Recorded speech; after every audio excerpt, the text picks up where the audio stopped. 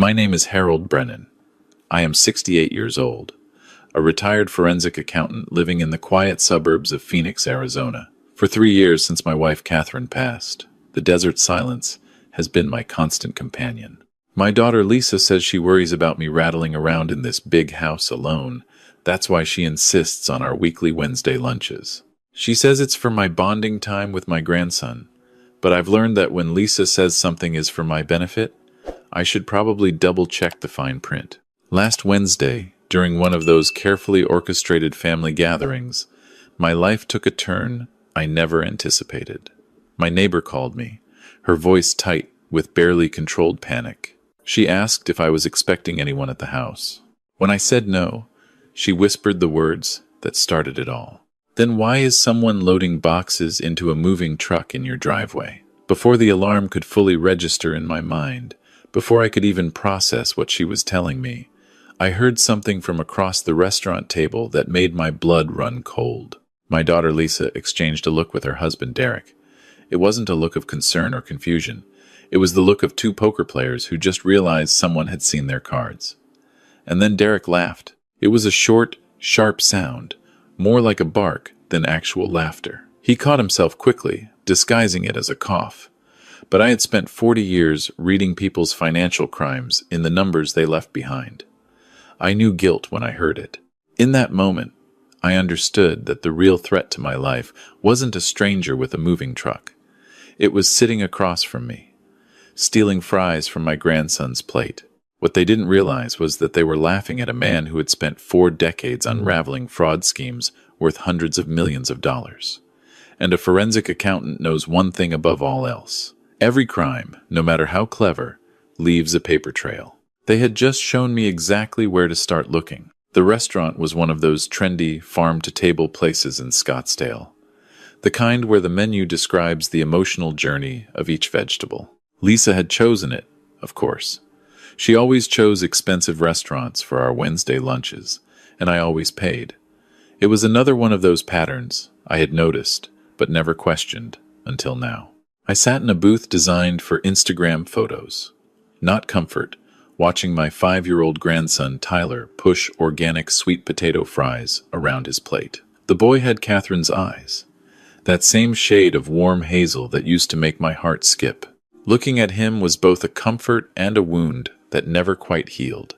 Lisa sat across from me, her attention divided between her phone and a conversation I wasn't fully part of. My daughter had grown into a beautiful woman, the kind who knew exactly how beautiful she was and wielded it like a weapon. Her husband Derek sat beside her, his arm draped possessively over the back of her chair. He was all flash and no substance, a real estate developer who talked about deals in millions, but somehow always needed to borrow money for the little things. "More water, Dad?" Lisa asked, not looking up from her screen. Her voice had that practiced sweetness that I had once mistaken for genuine affection. "Yes, thank you," I replied, watching Tyler attempt to build a tower with his fries. My phone buzzed against the table. The caller ID showed Margaret Chen, my neighbor of 15 years. Margaret never called unless something was wrong. She was a former emergency room nurse who had seen too much to panic over small things. I answered immediately. "Harold," her voice came through, clipped and urgent. "Are you home right now?" "No," I said, my grip tightening on the phone. "I'm at lunch with Lisa." "Why? What's happening?" "There's a moving truck in your driveway," she said, and I could hear her curtains rustling as she peered through her window. "A big one, with a crew. They're carrying boxes out of your house right now." "I'm looking at them. Did you hire movers?" The world tilted. My house, Catherine's house, the place where every memory of our 42-year marriage was stored, being emptied. I stood up so fast I knocked over my water glass. Ice cubes scattered across the table like fleeing witnesses. "Lisa, I have to go. Someone's at my house. Someone's taking things." What I expected was alarm. What I expected was my daughter jumping up, grabbing her keys, offering to drive me home immediately. What I got instead was that look, that split-second glance between Lisa and Derek, loaded with meaning I wasn't supposed to catch. Then Derek laughed. It was wrong. Everything about it was wrong. The timing, the tone, the way he immediately tried to swallow it back down. He turned it into a coughing fit, pounding his chest theatrically. "Wrong pipe," he sputtered, his eyes watering. "Sorry. Dad, I'm sure it's nothing. Probably just a delivery truck at the wrong address. You know how those GPS systems get confused in your neighborhood?" Lisa nodded, a little too quickly. "He's right. Remember when Amazon left that patio furniture at the Hendersons' place? Let's just finish lunch and then we can all go check together. No need to panic." But I had already seen it. That flash of fear in my daughter's eyes, quickly masked. That laugh from Derek, like a man watching a house of cards begin to wobble. For 40 years, I made a living catching people in lies they didn't even know they were telling. I could read guilt in the way someone held a coffee cup, detect deception in the spacing of numbers on a spreadsheet. And right now, every instinct I had developed over 4 decades of forensic work was screaming that my daughter knew exactly what was happening at my house. I left money on the table, kissed Tyler on the head, and walked out of that restaurant without looking back. I could feel their eyes on me the whole way, and I knew with cold certainty that I wasn't just driving home to investigate a break-in. I was driving toward the revelation that would destroy everything I thought I knew about my family. The moving truck was gone by the time I arrived. In its place was an absence, a negative space that felt almost physical. I stood in my driveway, staring at the tire marks on the concrete, and felt the first wave of true fear wash over me. Margaret met me at my front door, her face lined with worry. "I got photos," she said, pressing her phone into my hands. "The truck, the license plate, the men carrying boxes. I didn't know what else to do." I scrolled through her pictures with trembling fingers. Professional movers, uniforms with a company logo I didn't recognize, Phoenix Premier relocations. They had loaded at least a dozen boxes into the truck, and I had no idea what was in them. The police arrived 20 minutes later. 2 officers, both young enough to be my grandchildren, took my statement with patient condescension. They dusted for prints, found none. They examined my locks, found no signs of forced entry. They checked the security system I had installed after Catherine died, and this was when the first crack appeared in what I thought I knew. "Sir," the senior officer said, frowning at her tablet, "according to the security company's records, your system was disabled yesterday at 2:47 p.m. using the master code, and the front door was unlocked this morning at 10:15 a.m., also with the master code. We're showing authorized entry. Authorized." The word hung in the air like smoke. "I haven't given my code to anyone," I said. But even as the words left my mouth, I knew they weren't entirely true. I had given it to Lisa last year, when she offered to check on the house while I was at a medical appointment. I had given it to her because she was my daughter, and I trusted her completely. The officers suggested I change my codes, recommended I inventory my belongings to see what was taken, and left with the kind of sympathetic smiles people give to confused old men. They didn't say it, but I could see it in their eyes. They thought this was a family matter. They thought my daughter had probably just borrowed some things without asking. And maybe, if I had been a different kind of man, I would have accepted that explanation. But I had spent 40 years following the money, tracing the invisible threads of fraud through corporate ledgers and personal accounts. I knew that crimes don't happen in isolation. They have roots, patterns, histories. Whatever was happening here didn't start with a moving truck in my driveway. It started somewhere else, sometime earlier, in a moment I hadn't recognized as significant, and I was going to find it. After the police left, I walked through my house with the methodical attention of a crime scene investigator. I wasn't looking for what was missing. Not yet. I was looking for what was different. The desk in my home office had been disturbed.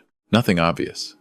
Just small signs that only someone who had sat at that desk for 30 years would notice. The angle of my chair was wrong. The pens in my holder were facing the wrong direction.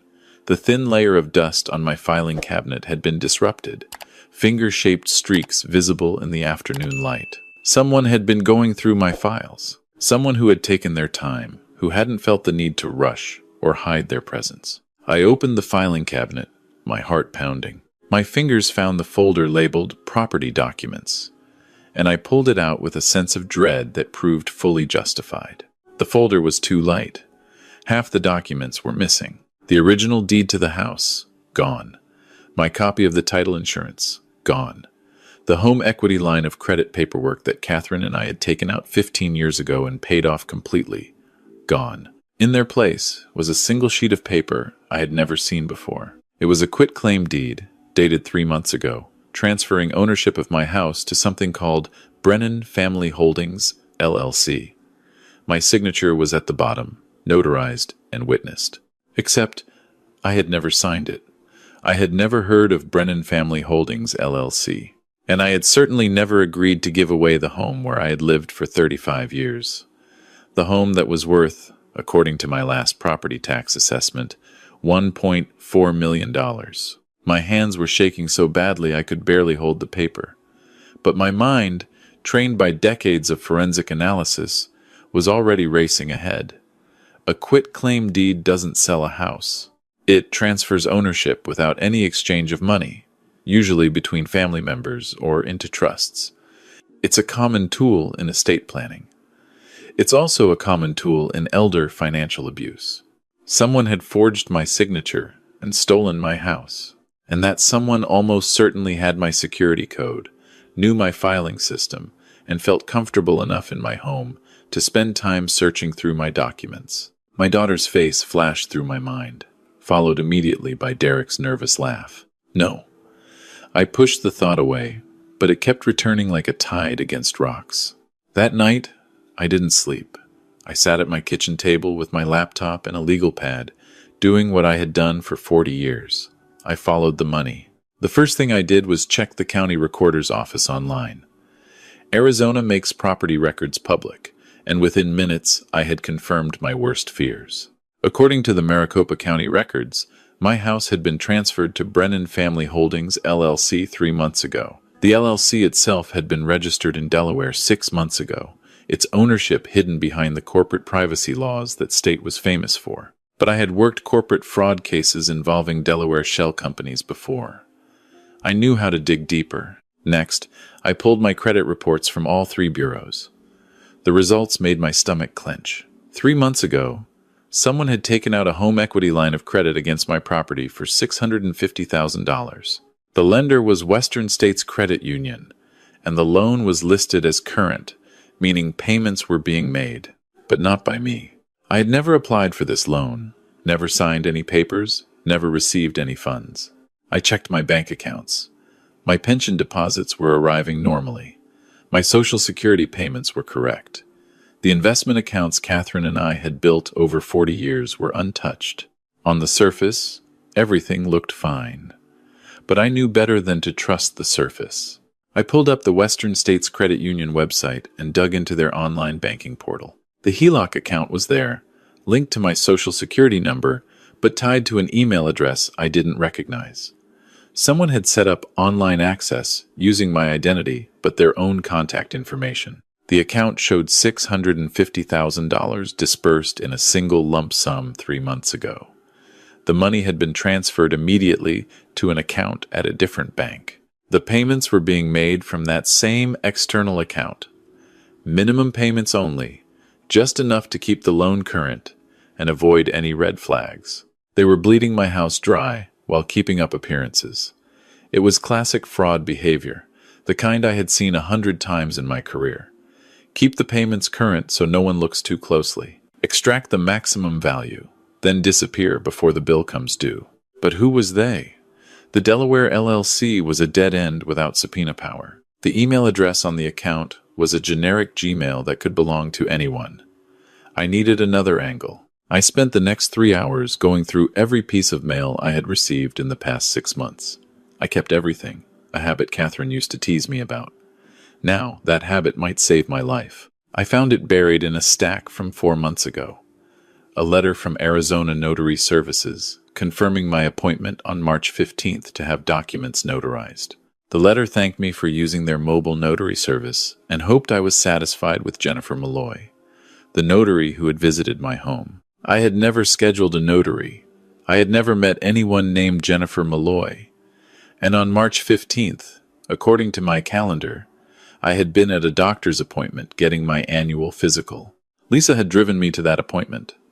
Lisa had insisted on driving me, actually, saying she was worried about me driving myself after fasting for the blood work. Lisa had known I would be out of the house for at least 2 hours that morning. The pieces were falling into place, each one more painful than the last. But I needed more than suspicion.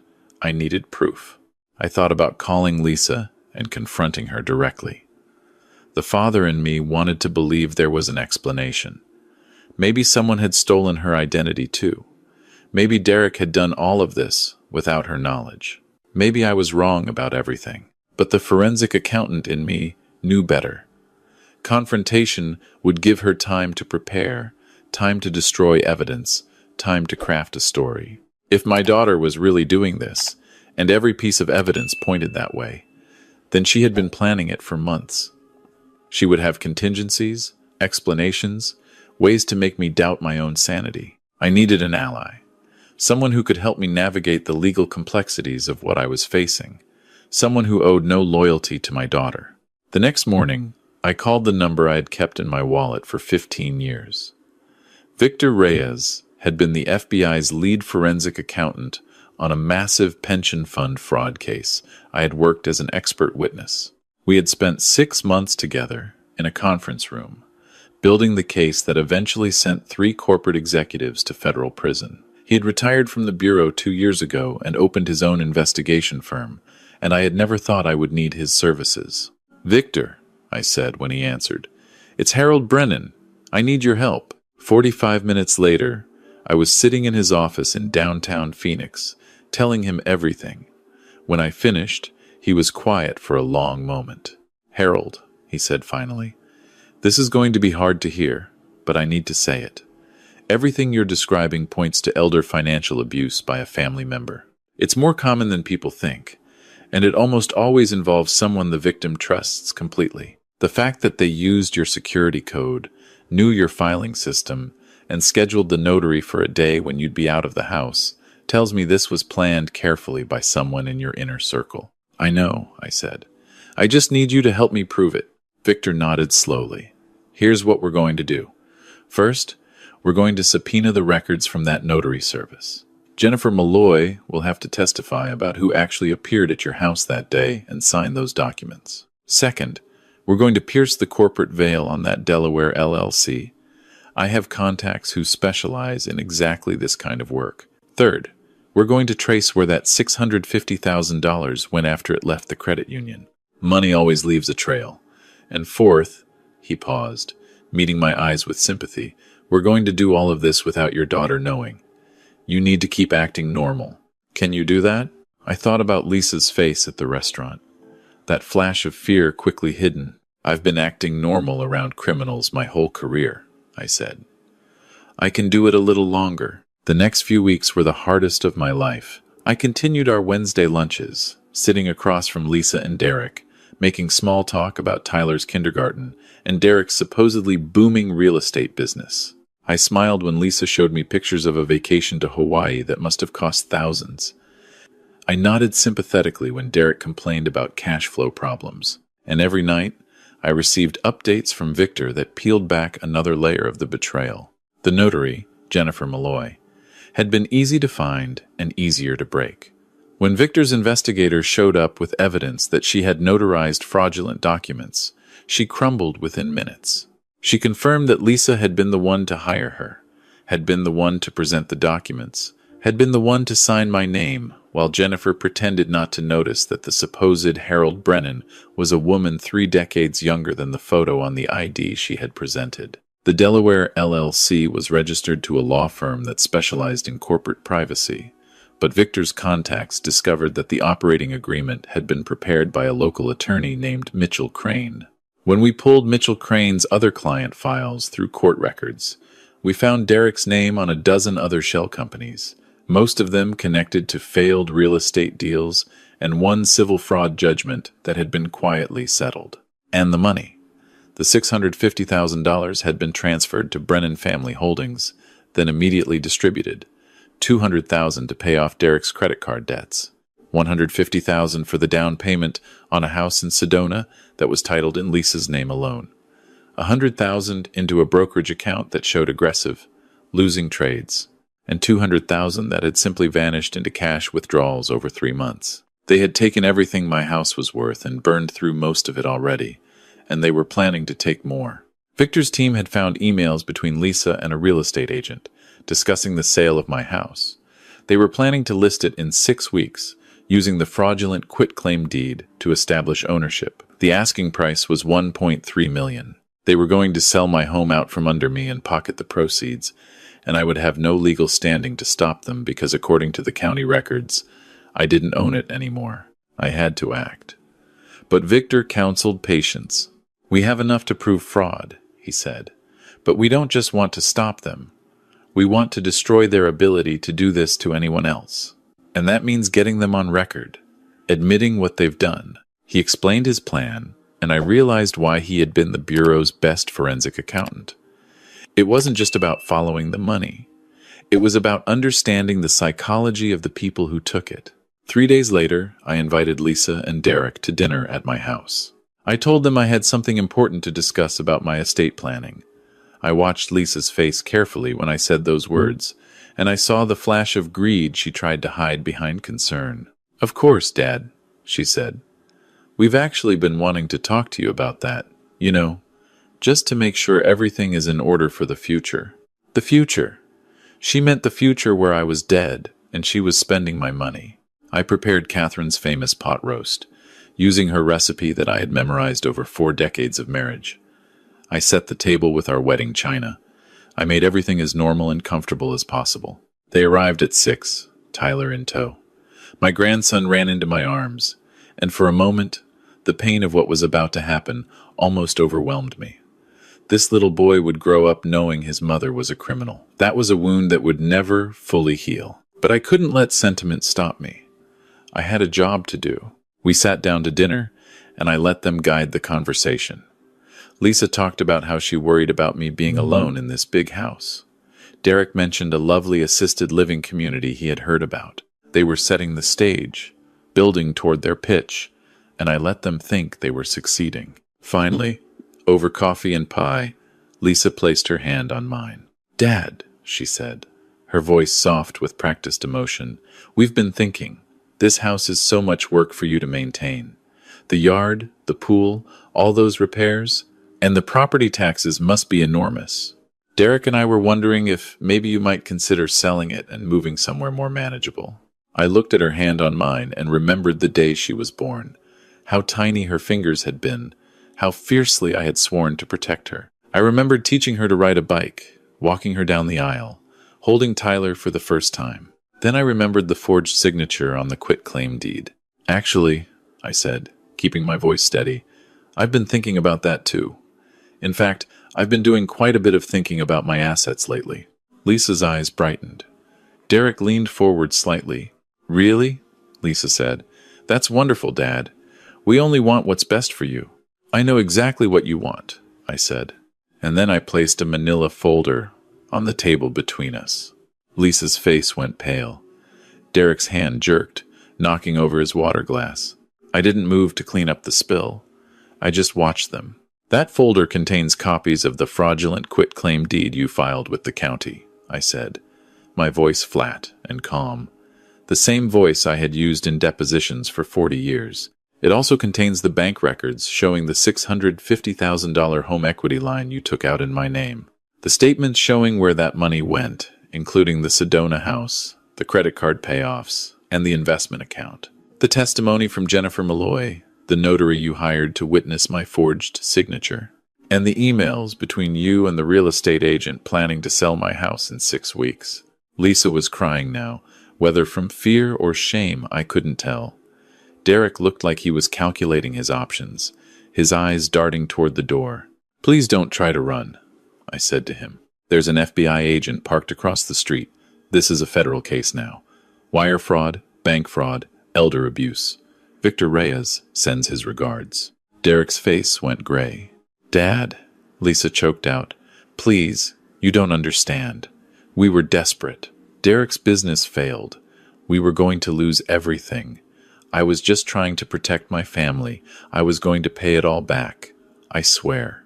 I looked at my daughter, at this woman I had loved unconditionally for 43 years, and I felt something shift inside me. The father who had held her hand at her first day of school, who had danced with her at her wedding, who had cried with joy when Tyler was born, that father was still there. But sitting next to him now was the forensic accountant who had spent a lifetime watching people try to justify their crimes.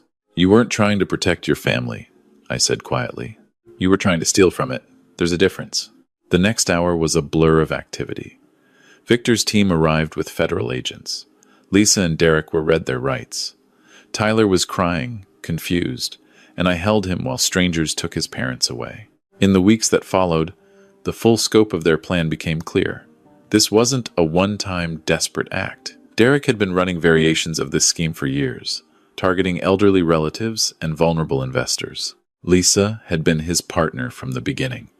They had already defrauded Derek's aunt in Florida out of $300,000 and were planning to target Lisa's cousins in Oregon next. The federal prosecutors offered Derek a deal if he would testify about the other people involved in his various schemes. He took it. Lisa, confronted with the mountain of evidence against her, pled guilty to avoid a trial. She was sentenced to 4 years in federal prison. Derek got 6. My house was returned to my name. The fraudulent liens were removed. Victor's contacts in the financial services industry helped me freeze my credit and secure my accounts against future attacks. The money they had stolen was mostly gone, but the sale of the Sedona house and the seizure of their other assets recovered about $200,000. It wasn't enough to make me whole. Nothing would ever make me whole again, but it was justice. And sometimes justice is all you can salvage from wreckage. Tyler lives with Catherine's sister now, my sister-in-law who had always been suspicious of Derek and is raising him with the stability he needs. I see him every weekend. I tell him stories about his grandmother, about the woman who would have loved him so fiercely it would have taken his breath away. I don't tell him the truth about his mother. Not yet. Someday, when he's older, he'll learn it for himself. But for now, I let him believe that his parents made some bad decisions and are paying the consequences. That's close enough to the truth. I still have Wednesday lunches, but now they're with Margaret, my neighbor, and Victor, who has become an unlikely friend. We sit in that same farm-to-table restaurant in Scottsdale, and we talk about grandchildren and golf and the weather. Normal things, safe things. Sometimes I think about Lisa in her prison cell, and I feel something I can't quite name. It's not satisfaction. It's not grief. It's something colder and more permanent, like a scar that has healed but never stops aching. This whole experience taught me something I wish I had learned without such a painful lesson. Trust is not the same as love. You can love someone completely and still verify what they tell you. You can hold your family close while still protecting yourself from their worst impulses. Unconditional love is a beautiful thing, but unconditional trust is a dangerous one. I also learned that retirement doesn't mean your skills become useless. For 40 years, I followed the money and caught the people who stole it. I thought those days were behind me, but when the crime came to my own doorstep, perpetrated by my own blood, those same skills saved everything I had worked my entire life to build. Some people might ask if I regret turning in my own daughter. Some people might say that blood should have protected her from consequences, that family loyalty should have come before justice. To those people, I have a simple answer. She stopped being my daughter the moment she decided I was just an asset to be liquidated. I owed her my love, and I will always love the girl she used to be. But I didn't owe her my house, my security, or my silence. What would you have done in my position? Let me know in the comments below. And if you or someone you know is concerned about elder financial abuse, please reach out to Adult Protective Services in your area. The people who do this count on shame and family loyalty to keep their victims silent. Don't let them win,